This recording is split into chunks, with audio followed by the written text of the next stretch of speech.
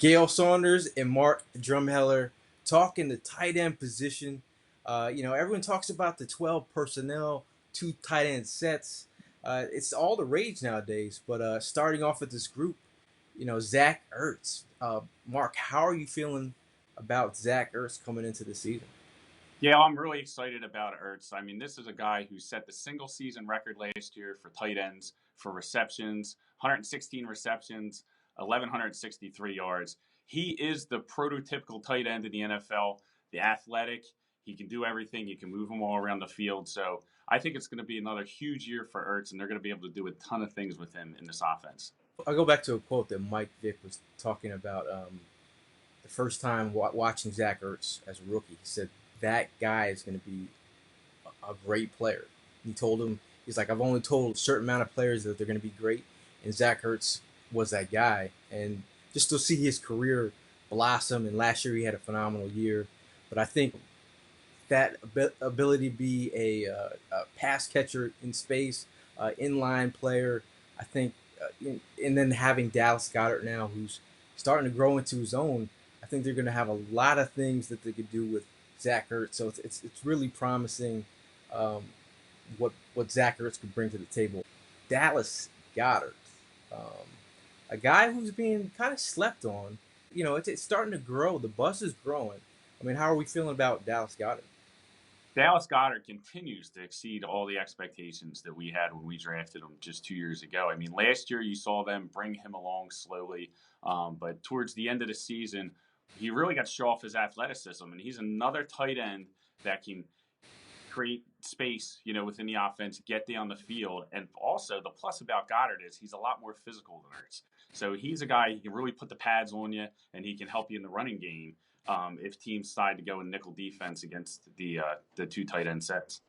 Yeah, I think Dallas Goddard, a guy who's sitting on the board, was the guy that I wanted to draft. And he was the guy that I really, when the draft season hit, I was like, man, Dallas Goddard, if he's around in range, I'm taking him just for the ability to become a mismatch. With having two great tight ends, I think it's kind of like in the NFL, you're trying to like not like stick with the trends, but you want to be ahead of the curve. And I think when you have two brilliant tight ends in Ertz and Goddard, I think you have the ability to cause problems for defensive coordinators around the league. And it's not that you just having two tight end sets. I mean, two tight ends um, is it. It's more having two tight ends with skill sets that they can do pretty much anything. I think the ability of Goddard's blocking is a godsend for this offense. And so I think you could see Peterson use more 13 than last year. I mean, last year they only used it 6% of the time, so there's nowhere to go but up. But as teams react to 12, it'll be interesting to see what Peterson's next chess move is. You're talking about the chess move, and is it real deal that he's actually going to start using 12 personnel more this year?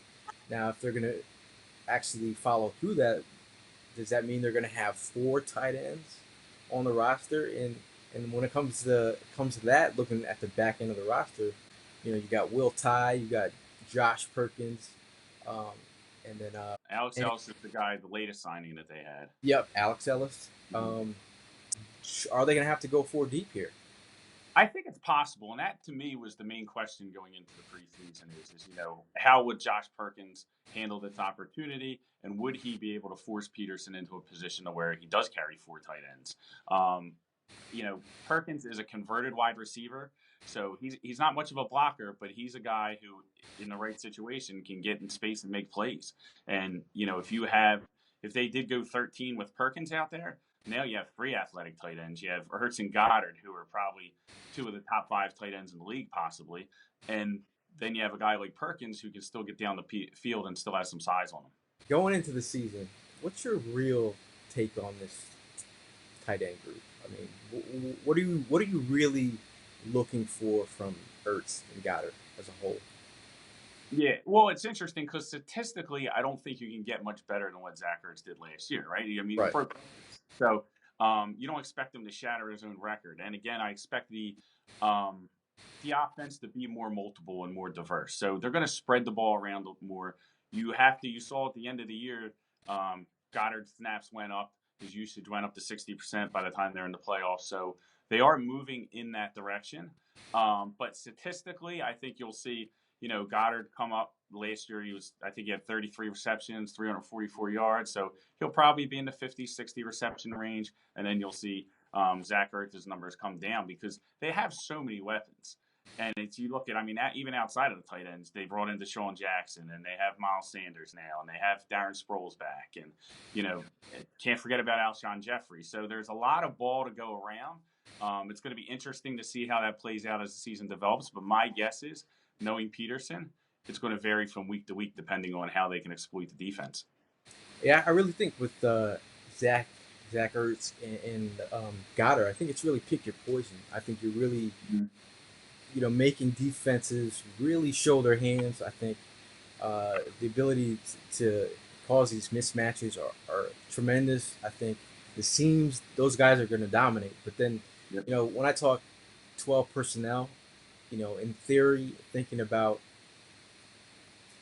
I mean, you got Zach Ertz, you got Dallas Goddard out wide. You have um, Deshaun Jackson. You might have him motioning across the field, and then you might have Zach Ertz widening him out as a receiver, perhaps.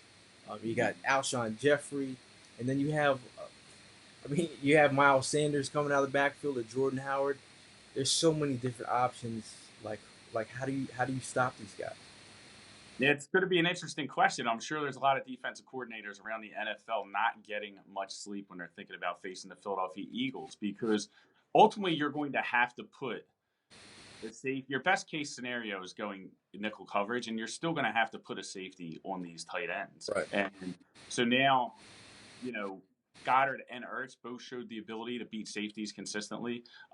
Their size, they use their size to their advantage. I mean, Goddard and Ertz are, in that 6'4", 6'5", 250, 260 range. So they're big athletic tight ends. So you can't just, NFL rosters aren't built to kind of handle those types of athletes right now. And you might see them develop that over time. But this year, it's going to be really tough for defenses to counter what Peterson's going to do. And 12, it's going to help Carson Wentz as well. And I think that's what a lot of people are going to see this year as the season goes on because 12 personnel, you get an extra tight end on there on the field. It gives them more protection, right? So they protect a little bit better. They got those big bodies if they decide. They can use play action out of 12. They were very successful doing that last year, especially in the shotgun. And that freezes the defense. So if they decide to go in nickel, they're going to have to be very aggressive against the run. But what Peterson does is he counters that aggression with play action. So he doesn't allow them to be over aggressive. And he kind of freezes those defenders. And so Carson's going to be able to see it. And you mentioned about, spreading these guys out wide. When you have tight ends that can do that and you can send them out wide and still be effective, it gives the quarterback more information pre-snap as far as what covers the defense is playing, right? Because he's going to see who follows him. Is it man coverage? Is it zone coverage? He's going to see what happens when that defense, when that tight end splits out wide. And then so Wentz has that information pre-snap, and he can adjust from there. Yeah, and at the end of the day, with Deshaun Jackson keeping these safeties, uh, Mm-hmm. and Can't cheat no more. it's like he's like the jab, keep him back, and he's creating more space. It's crazy just by having certain people on the field. Mm-hmm. It really makes the defense respect what you're doing offensively. But I really think you talked about Carson Wentz, helping Carson Wentz. He struggled in the red zone last year. If you're looking at some of the weapons that he had, the guys on the outside weren't like what he has now. I really think um, he's got an opportunity to shine. There is no reason for Carson Wentz to not succeed um, this season. But like fantasy wise, Mm-hmm. is Zach Ertz is he top tight end still, or are we giving it to Kelsey, Kittles? Yeah, it's interesting when you talk about tight ends. I mean, even fantasy or outside of fantasy, in the NFL, the three names come to mind, right? Kelsey, Kittles, and Ertz. That's what everyone talks Yeah, about. And, which is better for fantasy purposes is everyone kind of expects Ertz not to be able to duplicate what he did last year because it was a career year for any standard, for any tight end, 116 receptions. So I still think he's going to be an elite tight end. I will be happy to have him on my team. I'll take all these Eagles on my team. You just call my team the Eagles because I'm ready for this season. They're going to put up a lot of points, and it's going to be a lot of fun. I mean, I had Dallas Goedert on my roster last year just because I Mm-hmm. loved him so much. I knew he had an opportunity to break out here and there, but I think it's going to be tough to see, you know, who gets fed in this offense really moving forward. If Goddard really comes into his own, it's really going to be hard to hold him down. Like he's, I mean, the I feel like the mismatches are going to be there with this Mm-hmm. offense. And Mark actually wrote about the tight end group for fourthandjohn.com. I'm going to link that article in the description box. But Mark also has a couple podcasts out there. Tell them where they can find it. Thanks, Gail. Yes, I'm on two podcasts. I host Sports Outliers.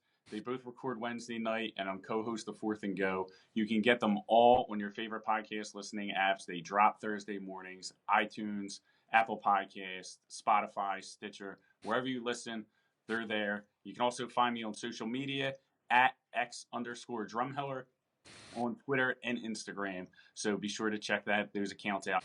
Well, I'm Gayle Saunders, and that's Mark Drumheller talking about the tight end position group. Any last words for the viewers out there? It's going to be an exciting season. I know there's a lot of expectations for the Eagles, but they are warranted. This is a very talented group. Howie Roseman has outdone himself again in building this roster. Carson Wentz is back healthy. We're all ready for the revenge tour. So we're just counting down the days to Washington now, but gear up because it's going to be another Super Bowl run. He said Super Bowl, and I'm going to leave it at that. Fly, Eagles, fly.